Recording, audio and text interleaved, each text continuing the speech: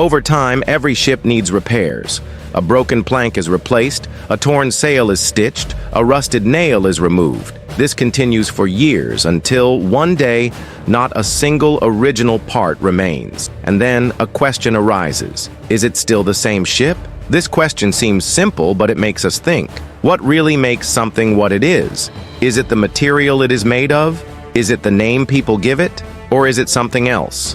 Now think about yourself. The body you have today is not the same as the one you had when you were a child. Your hair has grown, your face has changed, your thoughts are different. Every few years, even your body's cells are completely replaced. Yet you still feel like the same person. So what makes you you? This question doesn't just apply to ships or people, it applies to everything. A river is always flowing, its water constantly changing, yet we call it the same river. A city is rebuilt over time. New buildings, new roads, new people, yet it remains the same city. Even in relationships, people change, but the bond continues. So, what really stays the same?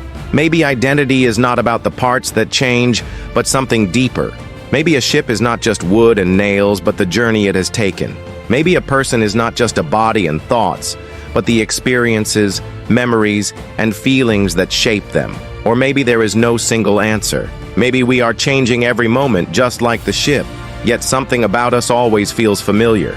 And just like that ship, we keep moving forward, still growing, still changing, still sailing.